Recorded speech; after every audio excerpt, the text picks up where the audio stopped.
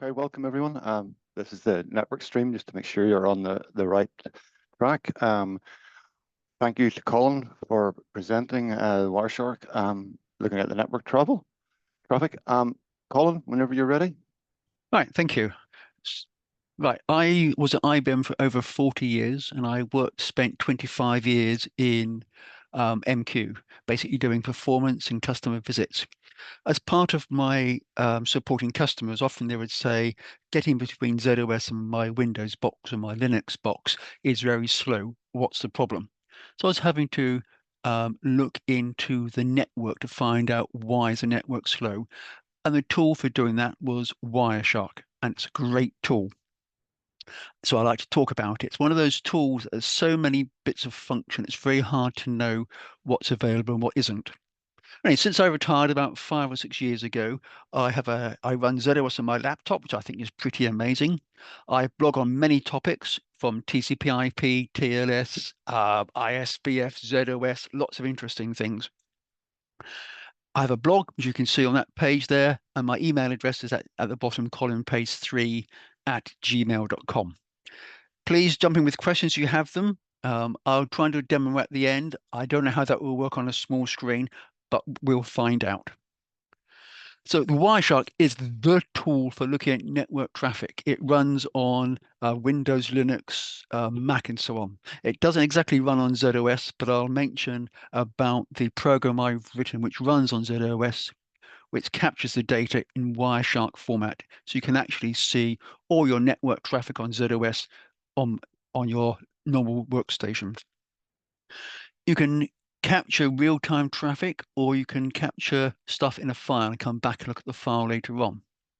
And it's very good. It decodes all the packets into English sentences. For example, if you're doing TLS, there's a field which is 1302. You can say, oh, this is the TLS, da-da-da-dum-da-dum-da-dum. So it decodes it back into sensible English.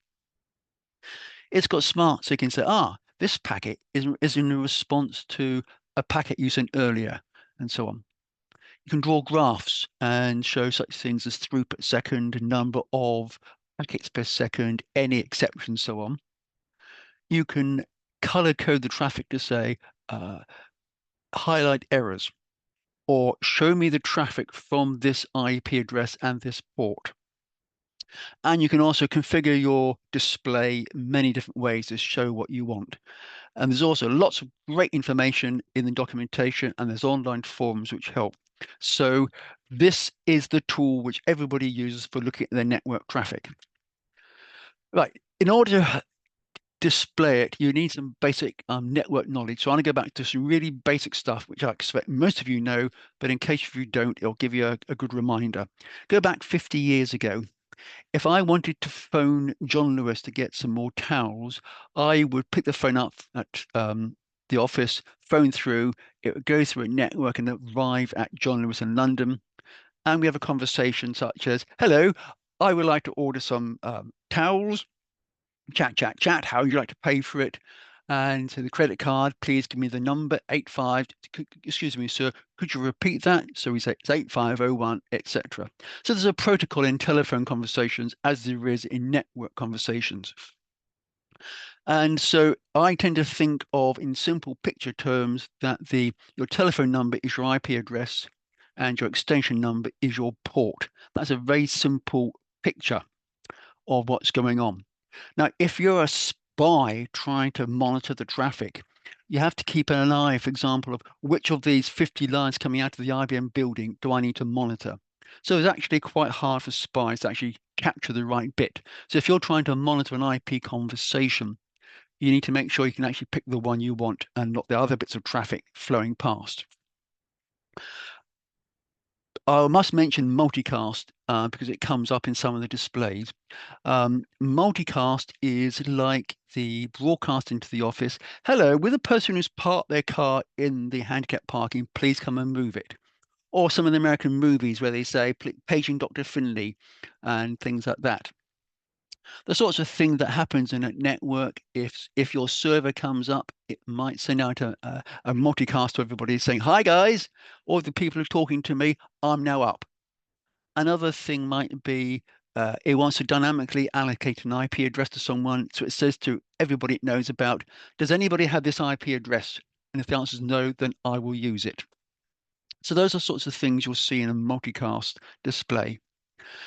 The internet, people talk about TCP/IP as one expression. It's not. It's actually the TCP is a protocol running over IP. So I'll start off by talking about the IP protocol because it's a lot easier to understand, and you'll see from the Wireshark how it works. So each end's got an IP address. IP version 6 has got big numbers. I tend to like IP version 4 because it's got smaller numbers. Data is sent in packets and it has a to address and a from address. I tend to think of an IP protocol like a text. So if you send someone a text, the text flows through the network and it's got information as the from address and to address, etc. As it flows through the network, it flows through routers, and I'll discuss what a router is in a minute. And when it comes back again, it might go through a totally different route through the network. Within the IP packet, there's a field which says this is an FTP type packet, or this is a TLS type packet, or this is a router to router packet. And going on. So within these packets, you have the IP address and destination. There's also a field called time to live. Now, I think this is confusing the first time you read it. It actually means hop count remaining. So every time it goes through a router, you decrement this field. When the field gets to 0, you throw it away. There's also a flag saying this is a packet type of FTP or TLS, etc. And as part of the IP protocol, there is no implicit two-way conversation. It's basically send and forget. How does a router work? Imagine, okay, I have a broadband router connected to BT, and I have an Ethernet cable connecting from that BT router down to the router on my desk. And attached to the router on my desk is an Ethernet cable into my laptop and another Ethernet cable into my workstation. So when a packet arrives, the first thing that happens is the router says, do I have space for this buffer? So if you've just sent down a 4 gigabyte packet over the network, the router might not have the capacity. And so if it doesn't fit in the buffers, it throws it away. It starts off and says, okay, let's look at the time to live field. If this is 0, throw away the packet. If not, take away 1 from the time to live. Now look at the IP address. If it's, for example, attached to the Ethernet cable to my laptop, great. It's someone on the router. It then says, okay, does the buffer from my laptop to the router, is there space to put this message? If the answer is no, for example, my workstation, my laptop isn't actually processing the traffic, it throws away the packet. If it's not for one of the two devices attached to my router, it says, okay, let me look. Do I have a list of destinations pre-configured? If you think of a telephone exchange in London, it's if you want to phone somewhere like Manchester or Birmingham, it sends it up the Birmingham connection. If you want to talk to someone in Exeter, it sends it down to the West Country connection. So somewhere in the router, there's the list of preferred routes. And it says, for all these routes, send up this connection. For the other one, send a different one. If you're not in the list, then the router may have what's called a default. So if I don't know about it, send it to the default or just throw away the packet. So one of the phrases you kept hearing here in the discussion was throw away the packet. So with the IP protocol, if there's any problems or it can't deliver it, it just throws away the packet. So as such, the IP packet is unreliable. Sitting on top of IP, there's an Internet Control Message Protocol, ICMP. There are different sorts. For example, a ping is, I'm sure you've all seen that before, is basically a request over ICMP saying to the destination, are you there? And the remote end comes back and says, yes, I'm here. And if you ping, for example, Google from my box, it comes up and says that the IP address is 172, etc. I got back 3 responses. So it says TTL 57. So this is the time to live. So it's actually taken 7 hops to get from the Google servers down to my laptop here. So this is quite a good measure of seeing how far away in hop terms your server is. And the response time is 39, 27, 26 milliseconds, which is pretty good. Sometimes you get things like packets going missing. So it may said I sent out 64 requests, but I only heard back from 37. So the other 27 have got lost, perhaps by a router, or it doesn't know how to get back to your router. Other ICMP packets are traceroute, if you've used that. And that's a different way of saying, tell me how to get to this box over there. Oh, yeah. Okay, I'm going to give an example of Wireshark, and this is going from my laptop 10.1.0.2 to my ZOS box, which is under the table on address 10.1.1.2. So this is a picture of a Wireshark display. And wow, at first sight, it looks so much information there. There's 3 basic areas. The top part, in basically pink, is a summary of all the traffic it's seen so far. So the one in blue says this is the 6th one in the file, and this at the time 3.36 is 3.36 seconds after I started collecting it. The source IP address is 10.1.0.2 going to 10.1.1.2. It's an ICMP request and it's an echo ping request. And you'll see a bit further along it says TTL equals 64. So this is a request going out. In the white box in the bottom left, that's broken the stuff down into much more detail. So there's an IP protocol, and this again gives you the IP address. It's got lots of other information. It shows you its end protocol is ICMP1, which is it's an ICMP, the value is 1. The bit in blue there says total length 84. If you go and look at the pale blue section, you can see them fields in blue, and the length 84 is actually the field 0054 or the .t in the interpretation. So this is Wireshark showing you the traffic, the detail of the packet, both in the details plus in the raw data. I very rarely use the raw data, but I have once or twice just to see what's going on there. Going on the next page, if you look at the top in the pink box, there's a small arrow pointing number 6 and a left arrow number 7. So this is saying the original request went out in packet 6 and the response came back in packet 7. And we can see at the bottom it's saying request frame 6. So it can actually now tie up the traffic that you've received and from the response request going out and the response. And it's calculated the round trip time of 2.671 milliseconds. In the blue line at the top, we can see it's an echo ping reply, TTL equals 63. So we know this is basically the next box to me. It's really close. So this is typical of what you might see for a simple display. It'll get much more complex than that. You'll also see at the top of the white frame, but at the bottom, it's got frame 7, Ethernet 2, and Internet Protocol.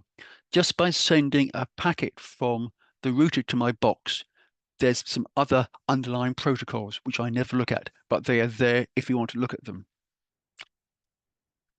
All right, TCP/IP. So this is the TCP protocol running over IP.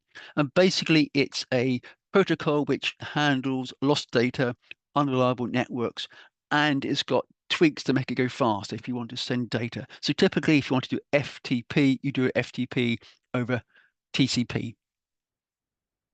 Now, just to show the difference between TCP/IP, and I like to talk about TCP over handwritten letters.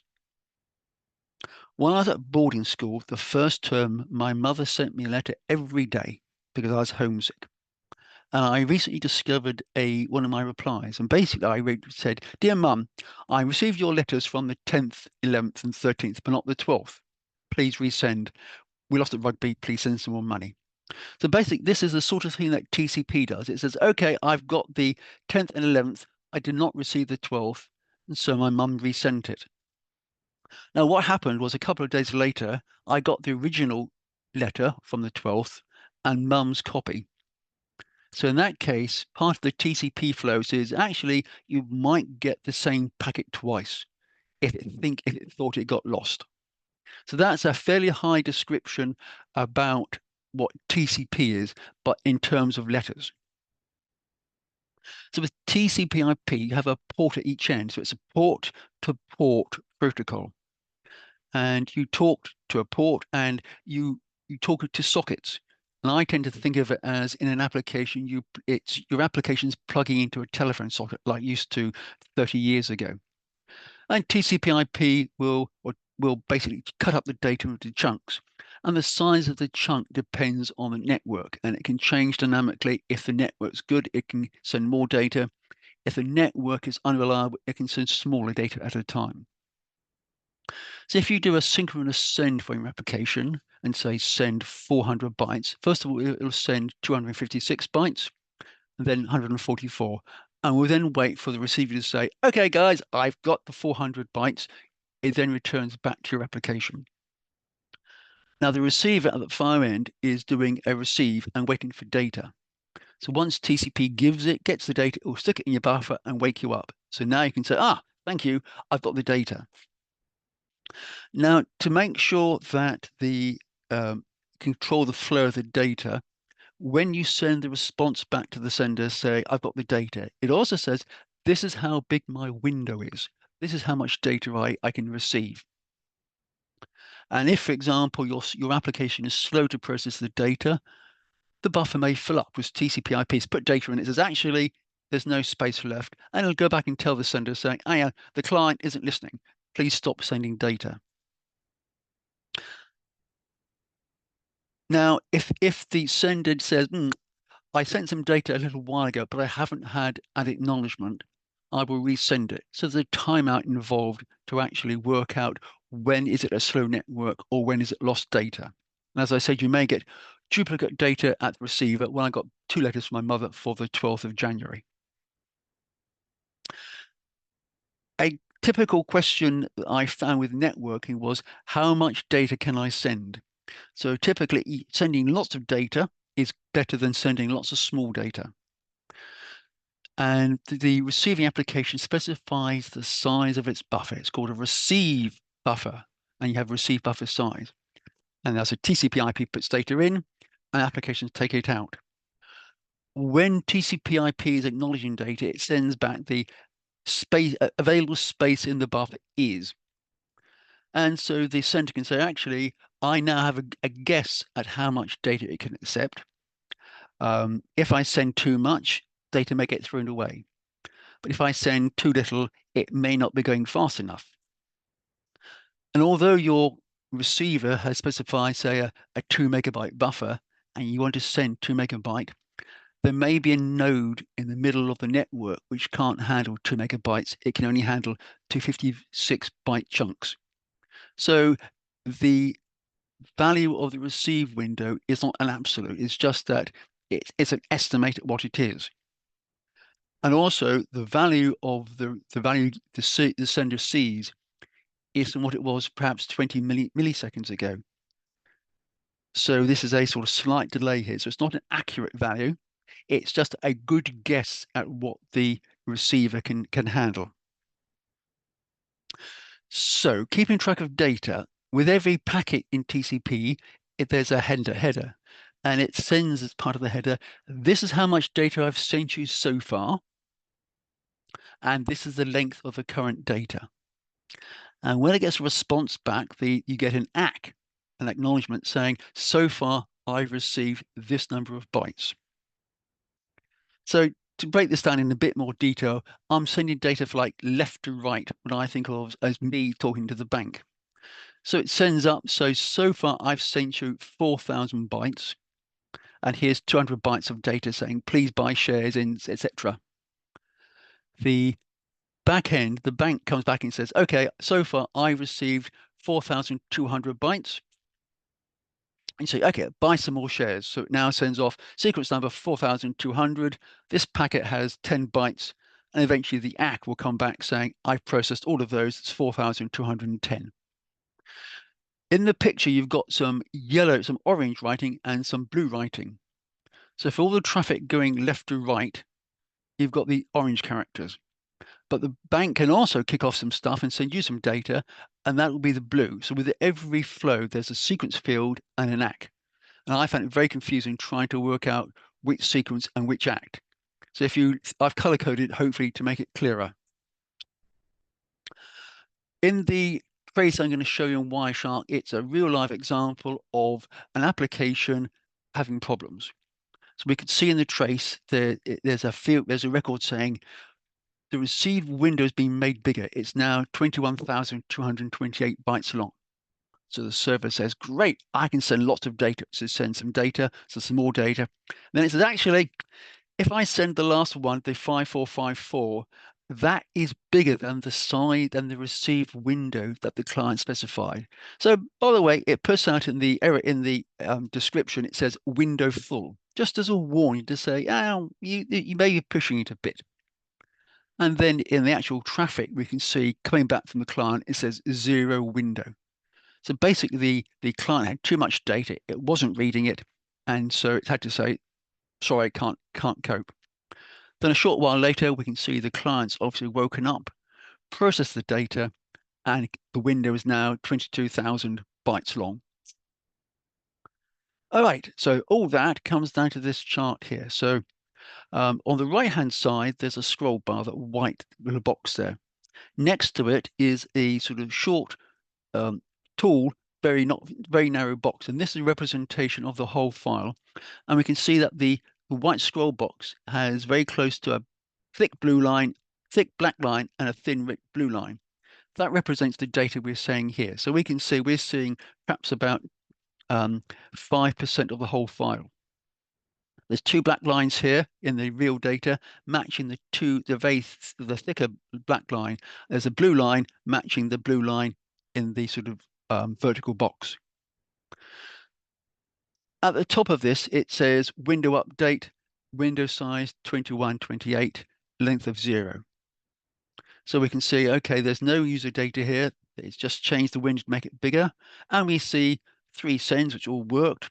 And the first black one is actually TCP window full. So this is Wireshark doing some calculations saying, yeah, this might be a bit of a problem. Then we can actually see you did get a 0 window. So TCP IP come back. If you look at the line, it says win equals 0, length equals 0. So Wireshark has highlighted both of these to say, yeah, there might be a problem here. Well, there is a problem. It's up to you to work out if it's important or not. And then a short while later, it says, okay, the window size is back to 22K. So this is a typical sort of chart of some data being displayed in the case of a possible slowdown.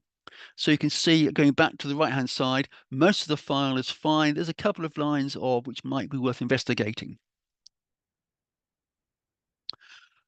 On ZOS, the IBM supported ways are doing things like a C trace.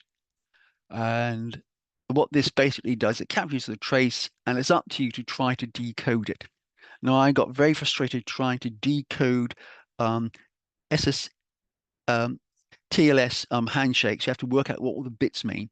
So I found there's actually an interface into TCP/IP which sends all the packets.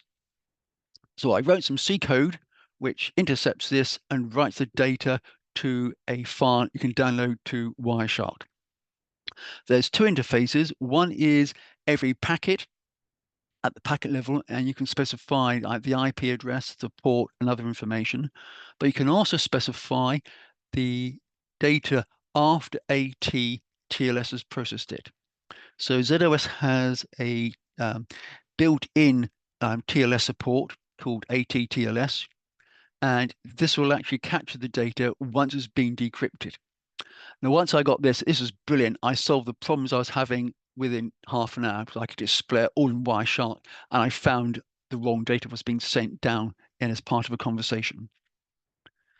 Right, within Wireshark, you can color the traffic.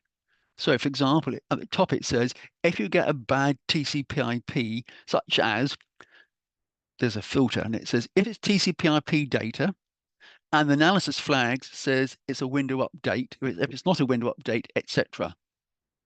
So it can code the data for such things. ICMP is pink. And in the first chart I showed you, most of the data was pink because it was all ICMP. It was the ping requests. There's also an ARP request, and there's a slight yellow one. And by default, the TCP data is a sort of violet color. So if you look here, the first data we saw, we can see most of it is ICMP, and there's an ARP in this sort of palish yellow. So that's great for seeing what sort of traffic it is. But you can also go further than that. You can say highlight, pick one line and say highlight all the traffic connected to this. And you can then, so you just get perhaps the 20 lines of data rather than 4,000 in it. So you can say, click on a record and follow it. If you click on a connection, you can also say, got to the top line, you got to the top line and say analyze, and it comes back and say, well, I've done some analysis on your data, and a warning, you had one case where we received a 0 window segment from the remote end. And we had 7 cases where Wireshark calculated the buffer was full. So it's worth looking at this to say, does it think if there's any problems? And things like note and chat are just information saying, okay, we did have TCP window updates, but that's business as usual is what you expect.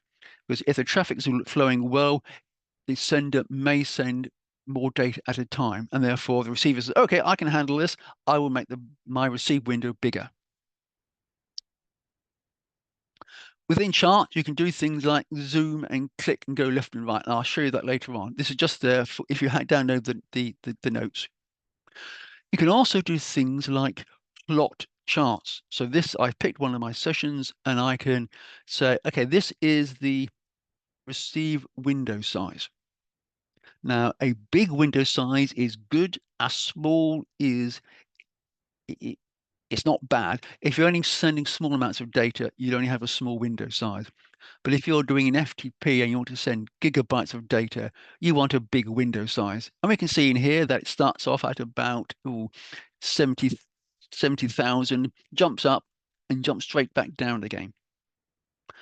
And we can see it jumps around, then eventually it sorts itself out and it's nice and flat from then on. This is a typical sort of data, and this might highlight a problem. You can click on various things, and I'll show you in a moment what type. You can say window scaling, throughput, and so on. You can say show me the bytes rather than the window. You can say pick different TCP/IP connections and so on. You can also do such things as how much data is outstanding, and this is the difference between the sent data, this SEQ data, and the ACK. So we can see here most of the data is fairly small. But if you're sending lots of data over a reliable network, this could be very big. It might be a megabyte, it might be 2 megabytes. It can also display such things as the TCP round trip time. So we can see here, okay, it knows from the time the packet was sent to getting the ACK back how long that took. And this is basically saying, okay, it's pretty good, except a couple of times once it was over 1 millisecond. Most of the time it's about 0.1 millisecond or less. So that's pretty good. But when you're looking at some of the real time traffic, you'll see a much bigger variation in here. And trying to work out what the spikes are is part of the challenge of doing network analysis. You can also get TCP throughput, and this is the amount of data sent. So it's a nice, pretty well steady line going up. So it's basically there were no major problems when looking at this data. You can also say filter and say only give me the records where you might say where it's SSH or it's only TCP/IP or the IP source is 10.1.0.2, which I did. It's come up with these records here. So it can color it, and you'll see it in the green box. It's giving you the description. as you start typing in the box, it'll actually help. If you type TCP/IP AN, it'll fill out the word analysis. So it will actually help you guess what these are and give you options of what to type. So you don't really need much documentation to be able to actually use these things. So that's that. Let me try to give you a demo. We'll have to try and stop sharing that. Come out of that. Get to Wireshark. It's in here somewhere. Right, how do I share that? Any questions so far? That's what I like to hear. Right, so it should be.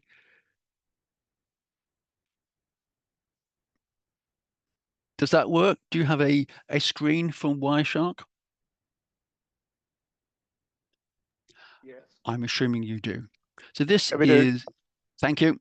So I came in here, I said open recent file and pick the file. So we can see this is data. I can do things like move columns. I can click on here and say, okay, I can display ports in here. So there's a source port popped up there. I can say, don't display port. Oh, I've got lots of colored stuff in here. So this is actually, I guess to try and move this window down. So if you look at the right-hand side over here, we can see the small white box. It's quite a lot of data in this file. There's lots of colored data at the top. As we come down through here, it's getting down towards blue, which is, I know, is TCP/IP traffic. QUIC is like FTP, but it's been developed by Google, and it's a faster replacement to FTP. We can come on down here, scroll quite quickly through it. Oh, there's a line here. So it's got some little problem. I'm not sure what the problem is, but you can see it. So at the top of the file, we have multicast. There's a multicast. I'm not sure what it's doing. Coming down to the bottom, it say the data is. So if you're a multicast expert, you can decode what that is. It's got things like in black, it's got an error, and it actually says destination unreachable. Okay, I'm not quite sure what that was, but it's going on there. Oops. I should have more lines in here. No, I clicked on the wrong number. You can sort, but things are sort by click on the columns, click on time, click on number. So you can sort it many ways. So if you actually want to pull out data, you can do that. So if I come on down, scroll down. Okay, so this basically said DNS color as red, but I want to look for line 81. Okay, so this line 81. So it's frame information. I've no idea what all this means. I've got the IP information. Okay, that's as you saw before. Here's the TCP information. Most of that doesn't mean much to me, but there are some flags in there and so on. But I can now say, click on that and apply as filter. So filter all the data in the records based on this record. And now it's come up here in the green box. So, okay, I filtered on where the destination is this IP address. All these records are part of that conversation. All right, which makes it quite easy to filter the data. And there's a yellow bit down there. I wonder why it's gone yellow. But we can also see such things in here as there's an SSL, a TLS handshake. So we come down here. Let's close that one up.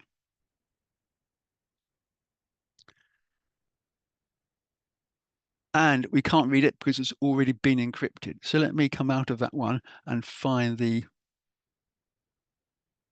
come on, talk to me.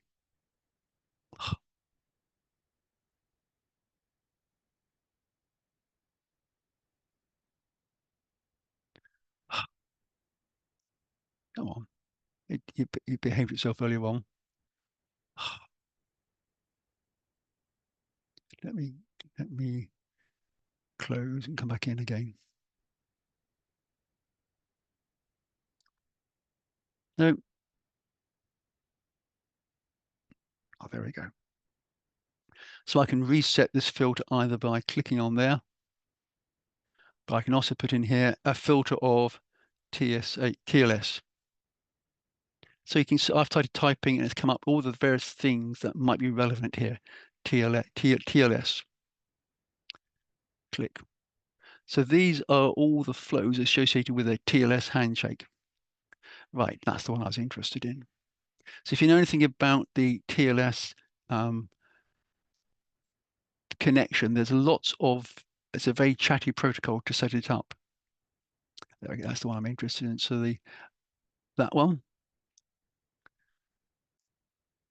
Okay, so there's lots of data in here. When you're trying to debug it, if you look at the raw data, for example, a lot of these fields, like cipher specs, will just have the value 1301. But this has decoded it back into the meaning of TLS, AES 128, etc. So these are all the various cipher suites as part of that handshake. So we can see what's involved there. It's passed down. This is obviously a request to Google. It's come back and said the server name is Google. So this is actually like a nested field. So as I expand the twisties, so it's a nested, you can expand these for what you want or shrink them all up.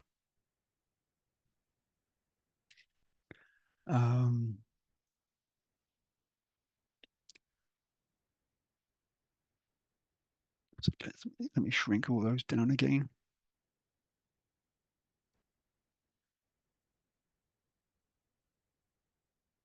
Right, so fine, I can now click on that one, apply as filter, the selected lines. So there's a few lines of data that's part of this. I can now come up and say, analyze, expert information. This is okay. It's very boring. There's not much happening there. Expand the chat. So it happened once, and that happened once. So that's quite boring. Statistics. There's lots of different protocols you can specify. IO graphs, most of these I haven't used, but I can come down here like TCP/IP graph, round trip time.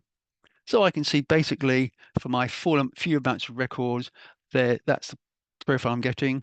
I can specify throughput. I can specify segment length or throughput. I can do time so we can see how long everything took. So there's obviously quite a big gap between this one and getting some response back over here. What else was I going to do on that? So if I want to capture some data, I can say start and go to my, come on, little window, ping 10.1.1.2. Whoops, I don't need that one there. So we can see that's actually real-time traffic going up to my ZOS box really next to me. I can come up here and say, stop capturing it. I've got basically 700 records to sort out. So all these pings are working fine. I can look at that and get the, oh, there we go.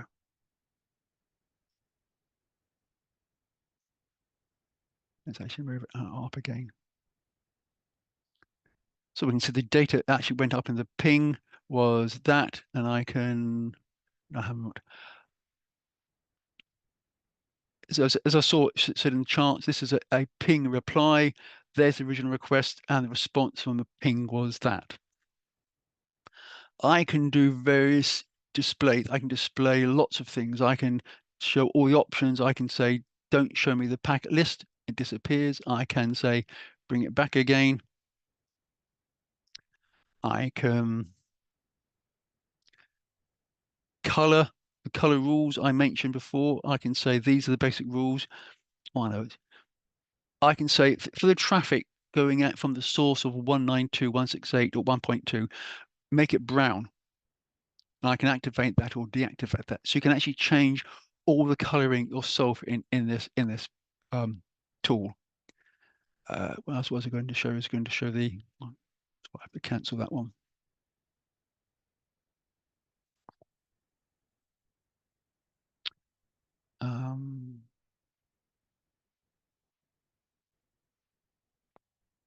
Screen display name resolution. Okay, configuration preferences. So there's preferences you can specify, such things as where things are found. You can specify which protocols you want to support or not. So it supports every possible protocol I could ever think of and thousands more. So somewhere down here will be TCP/IP. So I said it is the tool for looking at traffic. Come on, TCP. So there's lots of things you can do. You can actually say, as part of the TCP flow, you can actually do calculations on the checksum and make sure that's working. So it's giving you lots of good stuff in there.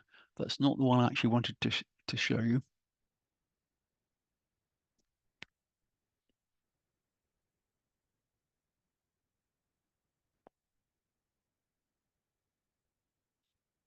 No.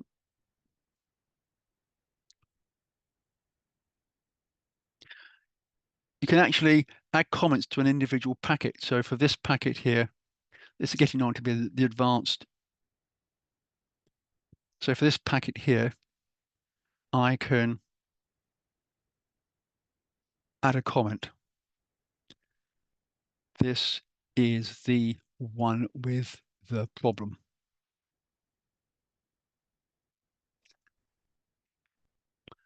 All right, so that's giving you, oh, and that's, as I said, that's popped up at the bottom here. A whistle-stop tour of the Wireshark. It's a brilliant tool. If you get stuck, please contact me. I don't know all the parts of it, but I know the bits that I've used for actually in real life. So are there any questions in the last couple of minutes we've got here?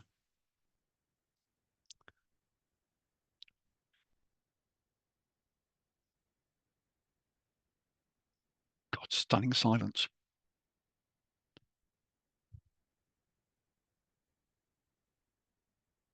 Okay, if there's no questions, please can I ask you to fill out the questionnaire in session code. Ooh, that shouldn't be there. Its code is 7L and it's about Wireshark. Thank you. Thanks, Colin. Yeah, there doesn't appear to be any questions in. Oh, wait a minute. What does the program you said to download do? If you search for Colin Pace or Z Wireshark, you'll find their source on GitHub, and I mention it several times in my blog. So it's Z Wireshark, one word. Thank you. Any other questions? No, it doesn't look like a Colin. Thank you very much for your support and the presentation, and I'll speak to you again soon. Ah, brilliant. Thanks, Colin. Thank you. Bye-bye, everybody. Bye.